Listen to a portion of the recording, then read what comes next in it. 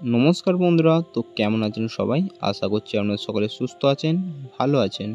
আজকের এই ভিডিওতে আমি আলোচনা করব কিভাবে আপনারা দোপাটি গাছের জন্য উপযুক্ত মাটি তৈরি করবেন এবং বন্ধুরা এই গাছে কি খাবার দেবেন এবং বন্ধুরা এই গাছে কেমন কি পরিচর্যা করতে হয় এবং এই গাছে কি খাবার দিলে এই গাছ দ্রুত ফুল আসবে এবং ঝাগড়া হয়ে উঠবে। তো বন্ধুরা ভিডিওটি খুবই গুরুত্বপূর্ণ হতে চলেছে। তো বন্ধুরা আপনাদেরকে একটি অনুরোধ করব যে ভিডিওটিকে স্কিপ না করে ভিডিওটিকে সম্পূর্ণ দেখার জন্য। এবং বন্ধুরা আপনারা যারা আমার চ্যানেলটিকে সাবস্ক্রাইব করে রেখেছেন তাদেরকে অসংখ্য অসংখ্য ধন্যবাদ। আর বন্ধুরা আপনারা যারা এখনও পর্যন্ত চ্যানেলটিকে সাবস্ক্রাইব করেননি তো তাদেরকে একটি অনুরোধ করব যে চ্যানেলটিকে সাবস্ক্রাইব করে পাশে থাকার জন্য। তো বন্ধুরা চলুন ভিডিওটি শুরু করা যাক এবং ভিডিওর মূল বিষয়ে আসা যাক। বন্ধুরা দোপাটি ফুল হলো গ্রীষ্মকালীন একটি খুবই সুন্দর ফুল। তো বন্ধুরা এই দোপাটি গাছ থেকে প্রচুর ফুল পাওয়া যায়। বন্ধুরা দোপাটি ফুল নানা কালারের হয়ে থাকে, গোলাপি, সাদা, লাল এবং নানা কালারের সিঙ্গেল পেটাল, ডবল পেটাল নানা রকমের হয়ে থাকে।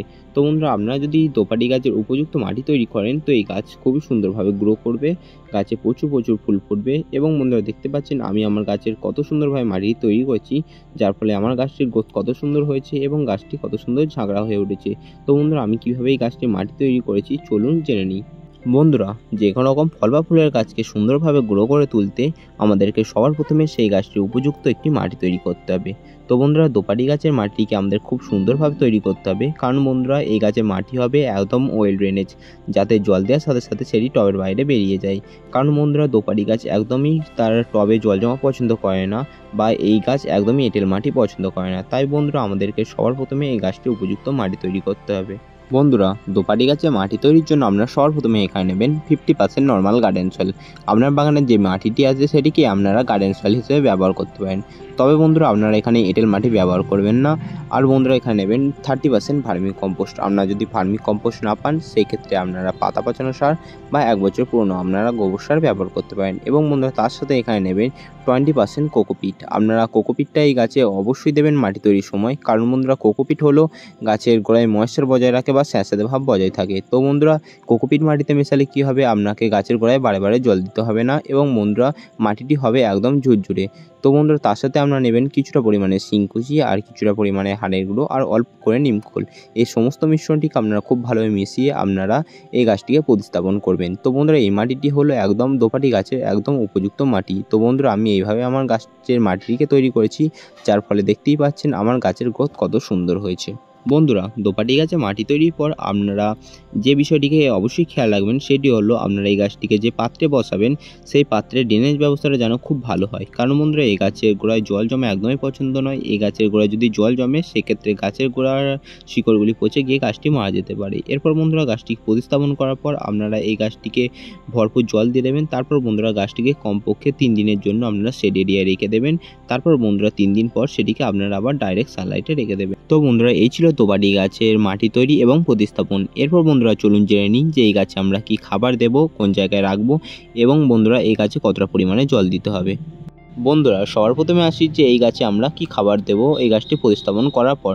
তো বন্ধুরা এই গাছটি প্রতিস্থাপন করার 15 দিন পর আমাদেরকে এই গাছে লিকুইড খাবার বা তরল খাবার দিতে হবে। তো বন্ধুরা তরল খাবার হিসেবে আপনারা দিতে পারেন মাস্টার কেক ফার্টিলাইজার বা সরিষার খোল পচানোর জল। সরিষাটিকে আপনারা কমপক্ষে 1 সপ্তাহ জল দিয়ে খুব ভালোভাবে পচাবেন এবং বন্ধুরা 1 সপ্তাহ পর সেটিকে খুব ভালোভাবে পচিয়ে নেওয়ার পর সেটির সঙ্গে অর্ধেক প্লেন জল মিশিয়ে সেটিকে একদম পাতলা করে আপনারা গুলে নেবেন এবং বন্ধুরা সেই খাবারটিকে আপনারা 15 দিন অন্তর গাছে দিয়ে যাবেন। তো বন্ধুরা দেখবেন আপনাদের গাছের গ্রোথ খুব সুন্দর হবে। এবং বন্ধুরা এর সাথে সাথে আপনারা দিতে পারেন সবজির খোসা পচানোর জল।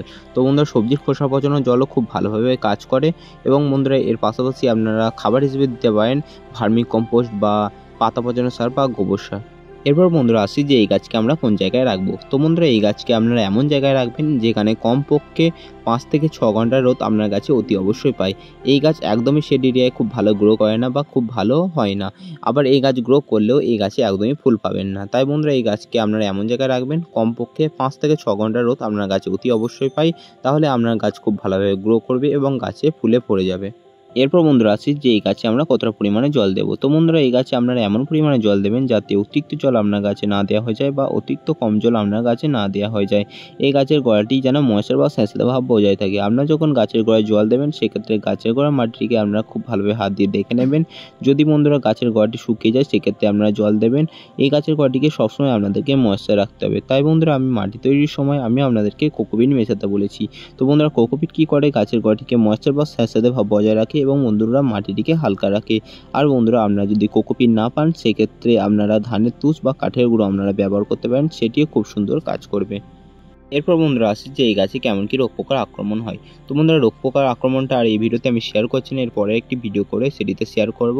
এই গাছে বন্ধুরা আপনারা যদি রোগ পোকার আক্রমণ থেকে আপনার গাছকে সুস্থ রাখতে চান সেক্ষেত্রে আপনারা এই গাছে 7 দিন অন্তর অন্তর নিম তেল আপনারা এই গাছে ব্যবহার করতে পারেন। এবং বন্ধুরা এই সপ্তাহে যদি আপনারা এক সপ্তাহে নিম তেল দেন সেই ক্ষেত্রে পরের সপ্তাহে আপনারা এই গাছে ফাঙ্গিসাইড দেবেন। এটিকে আপনারা ঘুরিয়ে পেঁচে ব্যবহার করবেন, আপনার গাছের কোনো রকম পোকামাকড়ের আক্রমণ হবে না। এরপর বন্ধুরা আসি যে এই গাছ থেকে প্রচুর পরিমাণে ফুল পেতে আমাদেরকে এই গাছে কি খাবার দিতে হবে। তো বন্ধুরা এই গাছে আপনারা রাসায়নিক খাবার হিসেবে দিতে পারেন এনপিকে 10-26-26। তো বন্ধুরা এনপিকে 10-26-26 খুব সুন্দর একটি সার। এটি গাছে প্রচুর ফুল আনতে সহায়তা করে এবং এটি যদি ফল গাছ হয় সেই ফল গাছের ক্ষেত্রে প্রচুর ফল আনতে সহায়তা করে। আপনারা যদি রাসায়নিক খাবার না দেন সেক্ষেত্রে আপনারা এই গাছে মিশ্র খাবার দিতে পারেন। তো বন্ধুরা মিশ্র খাবার তৈরির জন্য আপনারা নেবেন 2 মুঠো ভার্মি কম্পোস্ট এবং তার সাথে আপনারা নেবেন কিছুটা পরিমাণে শিংকুচি, কিছুটা পরিমাণে হাড়ের গুঁড়ো আর অল্প করে নিম খোল। এই সমস্ত মিশ্রণটিকে আপনারা খুব ভালোভাবে একে অপরের সাথে মিশিয়ে নেবেন এবং বন্ধুরা গাছের গোড়ায় 1 মুঠো করে আপনারা দিয়ে দেবেন। এই মিশ্র খাবারটিকে আপনার মাসে একবার করে গাছে ব্যবহার করবেন, দেখবেন আপনাদের গাছে ফুলে ভরে যাবে।